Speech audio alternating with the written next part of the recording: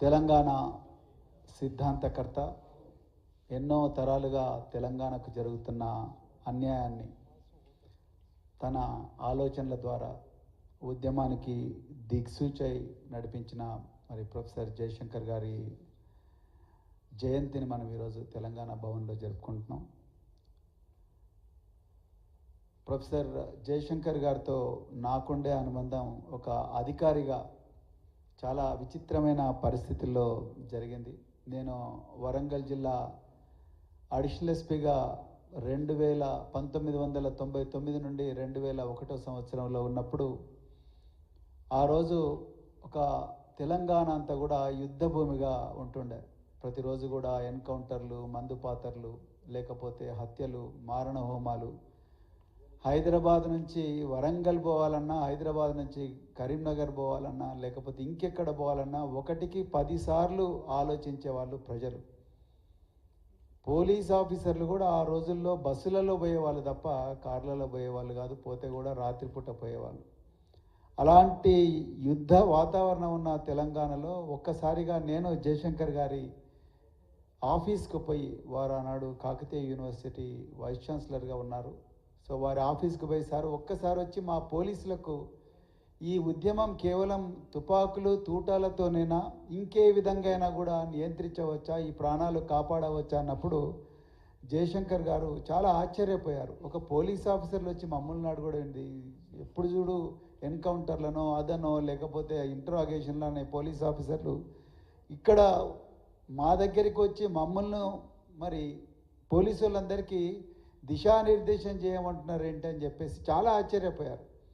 వచ్చి Warangal police guest హౌస్లో హన్మకొండలో వందలాది మంది పోలీసులకు అసలు ఈ తెలంగాణ భౌగోళిక పరిస్థితి ఏంటి, తెలంగాణలో ఉండే సామాజిక పరిస్థితి ఏంటి, తెలంగాణలో ఎన్ని తరాలు అణచివేతకు గురన్నాయి, తెలంగాణ ఏ విధంగా ఆంధ్ర పాలకుల దోపిడీలో నలిగిపోయి ఉన్నది, నక్సలిజానికి అక్కడ సమాధానం వెతుక్కోమన్నాడు ప్రొఫెసర్ జయశంకర్ గారు. తుపాకీ తూటాలతోని కాదు, మరి ప్రజలు ఎందుకు నిరంతరం ఆందోళనలో ఉన్నారు, నిరంతరం నిరాశలో ఉన్నారు, మారుమూల అటవీ ప్రాంతాల్లో ఎందుకు ప్రజలు చావుకు తెగించి కూడా మరి అడవుల్లోకి పోతూ ఉన్నారు వాళ్ళ హక్కుల కోసం అనేది జయశంకర్ గారు ఆ రోజు రాజ్యాంగబద్ధంగా ఏ విధంగా ఈ సమస్యను పరిష్కరించవచ్చు అనేది పోలీసులకు మరి దిశానిర్దేశం చేసిన గొప్ప మేధావి ప్రొఫెసర్ జయశంకర్ గారు.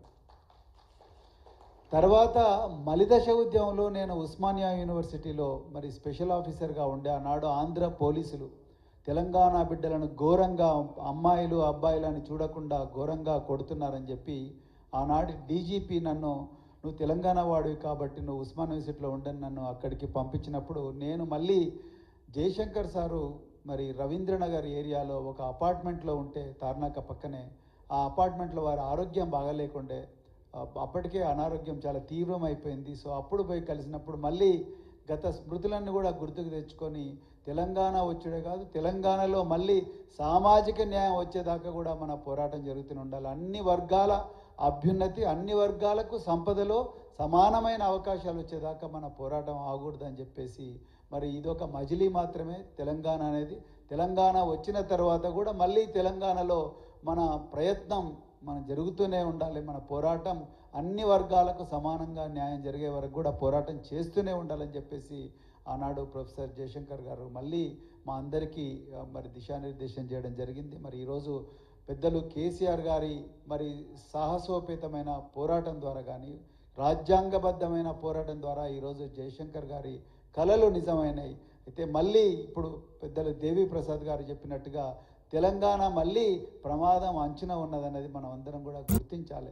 తెలంగాణలో మళ్ళీ ఆంధ్ర భూస్వామ్య పాలకులు దొడ్డిదారిన తెలంగాణలో ఉండే సంపదంతా దోచుకునే ఒక ఘోరమైన కుట్ర చేస్తూ ఉన్నారు. ఉదాహరణకు మరి రేవంత్ రెడ్డి గారు నిన్నగాక మొన్న న్యూజెర్సీ నగరానికి, న్యూజెర్సీ రాష్ట్రానికి పోయి రాయల్ ఆల్బర్టా హాల్లో మరి మీటింగ్ పెడితే ఆయనకు ఆ మీటింగ్కి వచ్చిన వాళ్ళు 90% మంది ఆంధ్ర ప్రాంతానికి చెందిన వాళ్ళే వచ్చింది, తెలంగాణ వాళ్ళు ఎవరు కూడా రాలేదనేది ఒకసారి మీరు గుర్తుపెట్టుకోవాలంటే రాబోయే రోజుల్లో తెలంగాణను మళ్ళొక అదృశ్య హస్తం కబలించబోతున్నది. దీన్ని మళ్ళీ జయశంకర్ గారి ఆత్మ కూడా దీన్ని చూస్తూనే ఉంటుంది పైనుంచి. సో అందుకొరకు తెలంగాణ ప్రజలందరూ కూడా మరింత అప్రమత్తంగా ఉండాలి. మన హక్కులు, మనకు రావాల్సిన సంపద ఢిల్లీ కేంద్రంగానే కుట్రలు జరిగినా ఆశ్చర్యపోనవసరం లేదు. అందుకొరకే చాలా జాగ్రత్తగా ఉండి మన జయశంకర్ గారు తర్వాత కేసీఆర్ గారు ఎంతో గొప్ప పోరాటం చేసి మరి మనకు తీసుకొచ్చిన తెలంగాణ మళ్ళీ మన చేతుల నుంచి పోయే పరిస్థితి రాకుండా చూసుకోవాల్సిన అవసరం ఉందని చెప్తూ మరొక్కసారి ప్రొఫెసర్ జయశంకర్ గారికి జోహార్లు అర్పిస్తూ మరి నాకు ఈ అవకాశం ఇచ్చిన సభాధ్యక్షుల వారికి మరొక్కసారి ధన్యవాదాలు చెప్తున్నా. జై తెలంగాణ.